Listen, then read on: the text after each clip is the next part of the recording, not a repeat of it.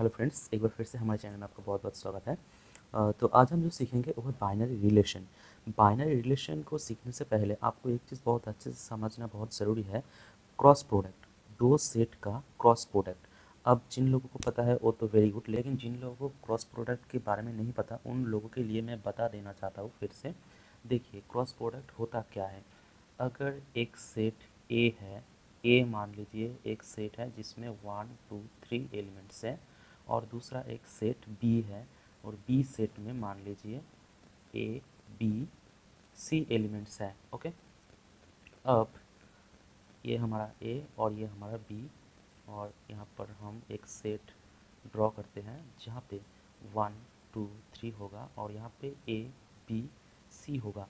तो इसका cross product क्या होगा? इसका cross product A cross B होगा। पहले 1 से इस सब को एक रिलेशन होगा, ठीक है।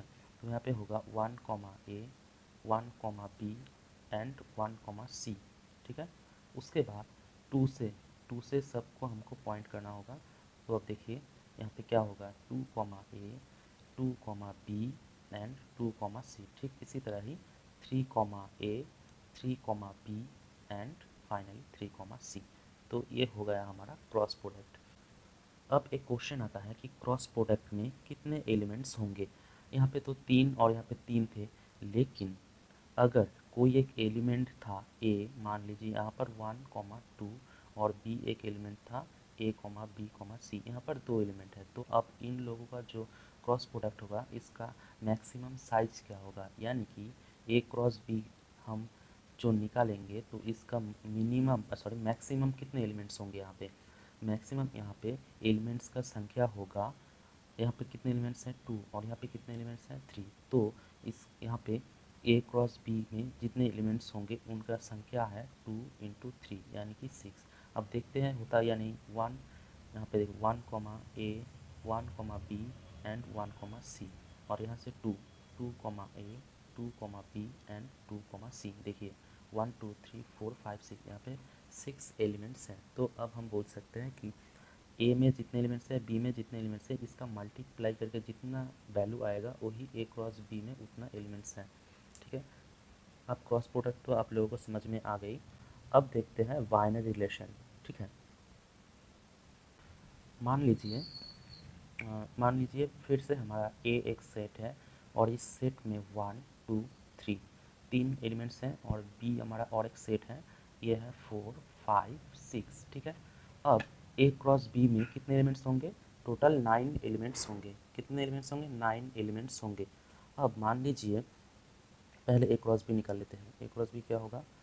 1 कॉमा 4, 1 कॉमा 5, 1 कॉमा 6। ठीक इसी तरह ही 2 कॉमा 4, 2 कॉमा 5 एंड 2 कॉमा 6। ठीक इसी तरह ही 3 comma 4, 3 comma 5 and 3 comma 6। Okay, अब कोई भी एक रिलेशन आर मान लीजिए, इस आर रिलेशन में कुछ पेयर हैं, जैसे कि 1 कॉमा 4 है, 2 कॉमा 5 है, 3 कॉमा 6 है और 1 कॉमा 6 है। रैंडमली कुछ पेयर्स हैं, ठीक है।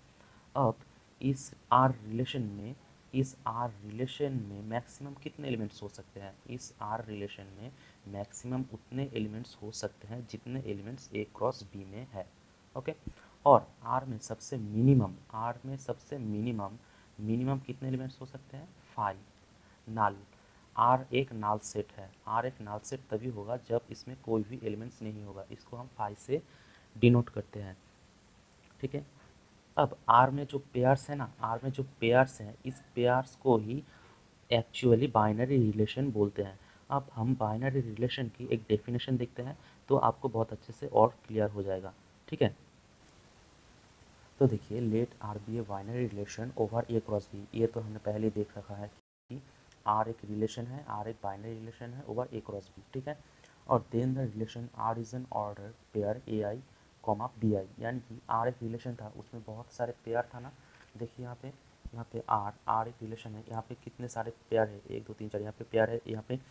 यहाँ पे जो 1 है ना, ये ए आई है, और ये बी है 4 ये 4 है बी आई, और ये 1 ए आई बिलोंग्स टू, यहाँ पे क्या लिखा है? यहाँ पे देखिए ए आई ए आई बिलोंग्स टू ए, यहाँ पे जो हमारा वन था, यहाँ पे जो हमारा वन था, ये वन भी ए से बिलोंग्स करता था। देखिए ए में वन है, ठीक इसी तरह यहाँ पर जो फोर था, ये फोर फोर यानी कि बी आई भी बी से बिलोंग्स करता था।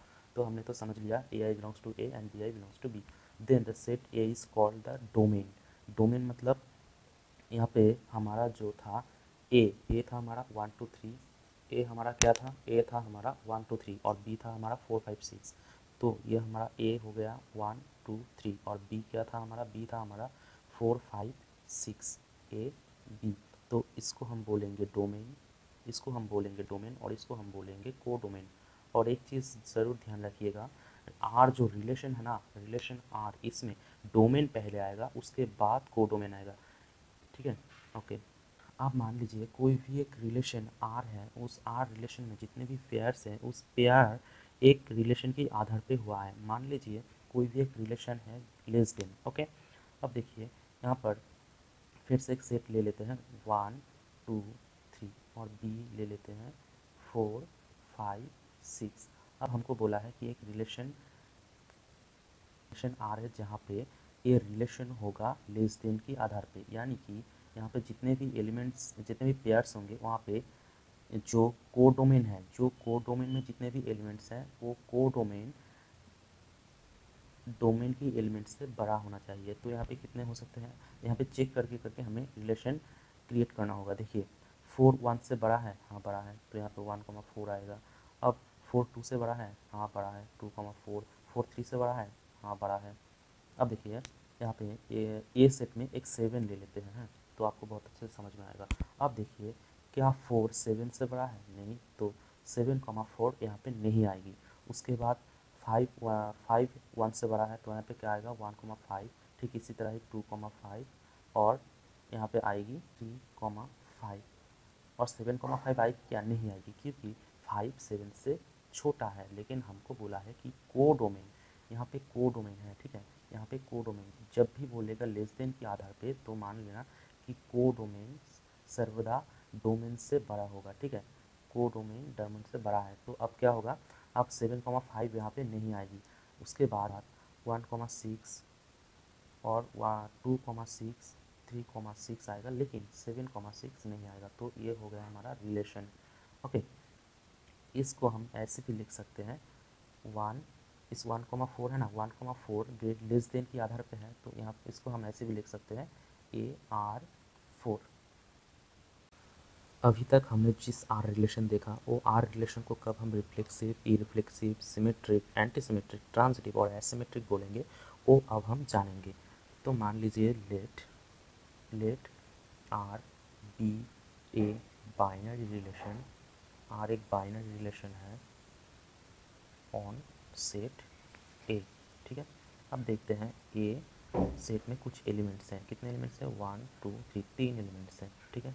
अब ए क्रॉस ए क्या होगा, ए क्रॉस ए होगा 1 1 1 2 1 3, उसके बाद 2 1 2 एंड 2 3। ठीक इसी तरह ही 3 1 3 2 एंड 3 3। ओके, और ऑब्वियसली यहाँ पे कोमा होगा। Okay done. अब आर जो रिलेशन है, मान लीजिए आर में कुछ एलिमेंट्स हैं 1 1 2 2 3 1 3 2 3 3। ओके, इतने सारे एलिमेंट्स हैं। अब इस आर रिलेशन को क्या आप रिफ्लेक्सिव बोल सकते हैं? रिफ्लेक्सिव का पहले डेफिनेशन देखते हैं। रिफ्लेक्सिव हम कब बोल सकते हैं? Reflexive R is called reflexive, R is called reflexive if x relation x for every x in A, मतलब x यहाँ पे एलिमेंट्स है और every x A सेट में होना चाहिए, ठीक है। तो देखिए यहाँ पे 1 है, 2 है, 3 है, ये सभी ए सेट में है। ओके, अब देखिए यहाँ पे क्या बोला है, एक एलिमेंट और एक एलिमेंट के साथ रिलेशन क्या बोला है, यहाँ पे अगर 1 है तो हम उस आर में क्या होना चाहिए, 1 1 होना चाहिए। तो अब देखिए यहाँ पे ए कितने एलिमेंट्स हैं, 1 2 3, और यहाँ पे देखिए 1 1 है, 2 2 है, 3 1 है, यहाँ पे 3 है, तो हमें रिफ्लेक्सिव होने के लिए 3 3 चाहिए होगा। तो देखिए यहाँ पे 3,2 और 3,3। इसके सुविधा के लिए हम यहाँ पे लिख देते हैं आर रिलेशन रिफ्लेक्सिव तभी होगा जब x, x होगा, x होगा। देखिए यहाँ पे 1,1 है 2,2 है 3,3 है और बाद बाकी यहाँ पे जो भी पेयर है वो रहने से हमें कोई भी फ़र्क नहीं पड़ता। तो देखिए यहाँ पे जो हमारा ज़रूरत था वो हो गया, तो इसको हम बोल सकते हैं रिफ्लेक्सिव। अब हम आते हैं ई रिफ्लेक्सिव में। ई रिफ्लेक्सिव, पहले हम ई रिफ्लेक्सिव का डेफिनेशन देख लेते हैं। ई रिफ्लेक्सिव, ई रिफ्लेक्सिव क्या बोला है, R is E reflexive if X not related to X for every X in A. यानी कि अगर कोई भी रिलेशन में मान लीजिए उस एलिमेंट्स हैं एक्स, यहाँ पे जो एक्स एलिमेंट्स हैं मान लीजिए उस एक्स एलिमेंट्स का कोई भी एक एलिमेंट ए है, ठीक है। अब आर रिलेशन में अगर ए कॉमा ए था तो ये हमारा क्या हो जाता, ये हमारा हो जाता रिफ्लेक्सिव। अब ई रिफ्लेक्सिव होने के लिए क्या होना पड़ेगा, ये ए कॉमा ए नहीं रहना चाहिए।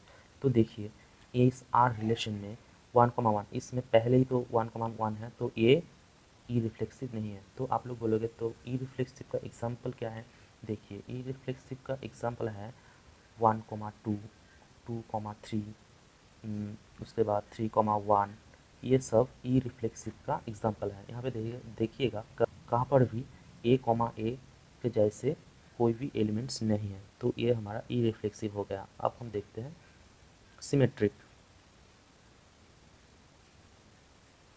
सिमेट्रिक, सिमेट्रिक क्या बोला है, R is called symmetric, R is called symmetric if x r y implies y r x for every x, y belongs to a। ठीक है, इसका मतलब क्या है, अगर कोई भी रिलेशन में x, y है, यहाँ पे देखिए x रिलेटेड टू y यानी x, y है, तो उस रिलेशन में y, x भी रहना पड़ेगा उस रिलेशन को सिमेट्रिक होने के लिए। इसका कुछ एग्जांपल मान लीजिए कोई भी एक रिलेशन है 1,2, 2,3 और उसके बाद 3,1। तो इस रिलेशन को सिमेट्रिक होने के लिए इस रिलेशन में 2,1 उसके बाद 3,2 और 1,3 होना मैंडेटरी है। क्योंकि देखिए यहाँ पे 1,2 है तो इसका सिमेट्रिक 2,1, 2,3, 3,2, 3,1, 1,3, तो इस रिलेशन आर रिलेशन अब सिमेट्रिक है। अब हम देखते हैं एंटी सिमेट्रिक। अब देखते हैं हम एंटी सिमेट्रिक। एंटी सिमेट्रिक कब होगा, पहले एंटी सिमेट्रिक का डेफिनेशन लिख देते हैं। If X related to Y and Y related to X together imply x equal to Y for every x, y belongs to a। इसका मतलब क्या है, देखिए अगर कोई भी एलिमेंट आर रिलेशन में कोई भी एलिमेंट x, y है और y, x है, ये तो हमारा सिमेट्रिक का कंडीशन हो गया। अब एंटी सिमेट्रिक में क्या बोला है, एंटी सिमेट्रिक में बोला है अगर कोई भी रिलेशन में x, y और y, x का होना ज़रूरी है तो इस रिलेशन ऐसे हो सकता है कि x इक्वल टू वाई हो, यानी कि इस आर रिलेशन में x, x और y, y हो सकता है, लेकिन कभी भी x, y और y, x दोनों एक साथ इस आर रिलेशन में नहीं हो सकता। ठीक है, इस दोनों एक साथ हो सकता है यदि x और y दोनों इक्वल हो जाए। Okay done. अब हम देखेंगे ट्रांजिटिव। ट्रांजिटिव भी बहुत आसान है। ट्रांजिटिव,